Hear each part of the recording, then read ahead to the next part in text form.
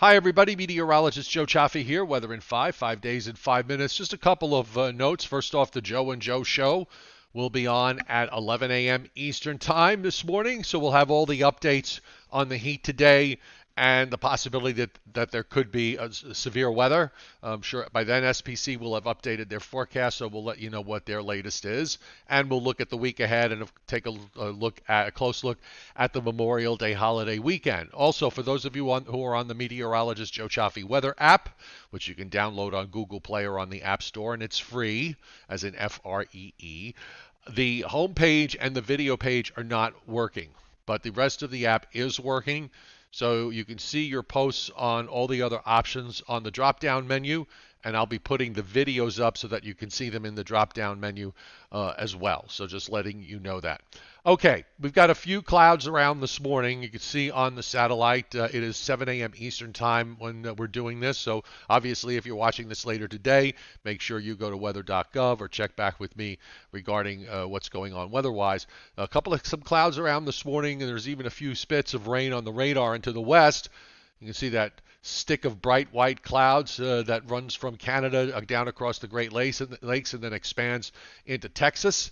That is the next cold front, and there's a lot of tropical moisture in the Gulf of Mexico, and all of that's going to be shooting into the Gulf states with some heavy rain, but we'll have more on that in just a moment. In the meantime, here's the early morning radar, which is quiet except for, again, there's a couple of spits of shower activity just popping up in parts of eastern Pennsylvania and northwest New Jersey, and you can see the back edge of the showers and storms still pretty far to the west. There's no storms here right now at this hour, but this is going to evolve into some showers and thunderstorms later today. The Storm Prediction Center has on their overnight forecast the slight risk touching northwest New Jersey and in the Hudson Valley, mainly north of Route 84 northward and through much of northern and western New England, and as well as northeast PA. The marginal risk runs from Maine all the way down to the Florida Panhandle and west to parts of Alabama. With the marginal risk, that usually means that there might be an isolated severe thunderstorm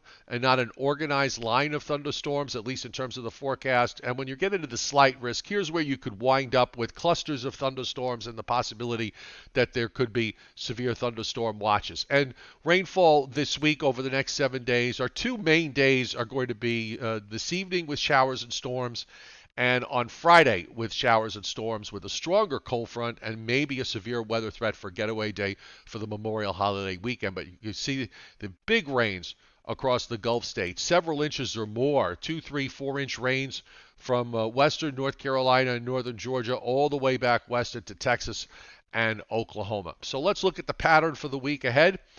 It is favorable for mostly decent weather in the east, and of course we've got today's heat as we have this ridge along the east coast and the system out to the west. This one is well to the north and west.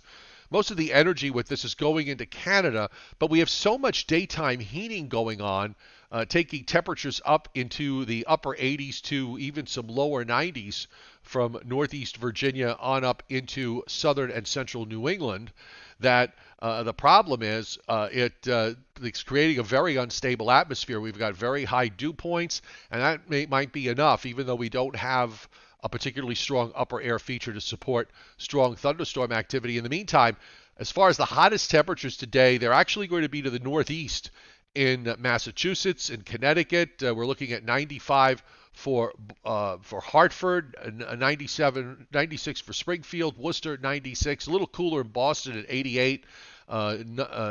Temperatures up in the low 90s in southern Vermont and in southern New Hampshire. So it's one of these days a little bit on the upside down way, where the further northeast you go, the hotter it's going to be, and relatively speaking, a little lower in temperatures as you go to the south and west. But back to the upper air map. Primarily, we're going to be in a ridge position most of this week. So that's good. Then as we move on toward the middle of the week, you see this trough that is back over in the west. It is dropping down into the middle Mississippi Valley here. Here's your ridge off the coast. We're looking at Wednesday evening, and our flow is basically like this. The upper atmosphere, that trough is going to lift up And it's going to be this is going to be a little different than what we get today because this is a much stronger trough, and it's we're going to be under its influence. So I think there's a chance that we could see some severe weather on Friday. After that, a bit of a flat ridge builds into the east for the Memorial Day holiday weekend, which, if that holds, I think it looks pretty good for all 3 days. It'll certainly be a lot better than last year's disaster, which was cold and rainy and temperatures in the 40s. And I'm sure those of you who had things to do that weekend or parties or whatever could remember that quite well. So on we go to today. We've got our front. You can see the precip that's being developed here by the GFS with showers and storms. They're gone by tomorrow. A bit east-west high builds in. That southern moisture should stay away. And I think we'll be okay on Tuesday. The high is over in Nova Scotia, so the flow is going to be a bit onshore-ish. So it's not going to be overly warm this week, probably in the 70s to near 80 inland and a little bit cooler along the shore. Monday and Tuesday will be a little bit cooler than that, low 70s on Monday and upper 60s and low 70s on Tuesday. And then the winds turn more southerly as we get into Thursday.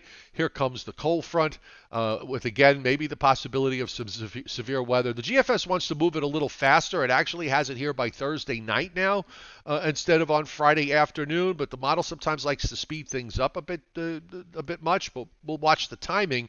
If this is true, then we may see improving weather conditions later in the day Friday. Saturday looks okay. Sunday, we've got the system going by to our north and west, but I think we'll be all right for the most part.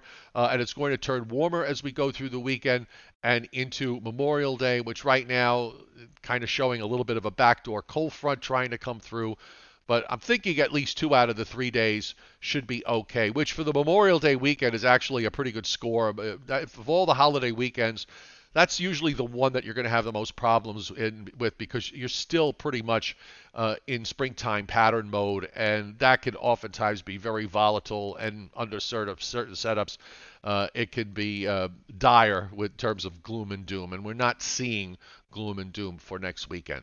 All right, Joe and Joe show at 11 a.m. Eastern Time. We'll have the updates with regards to what to expect late this afternoon and this evening with thunderstorms, the week ahead, and the long range. So have a great day, and we'll see you later.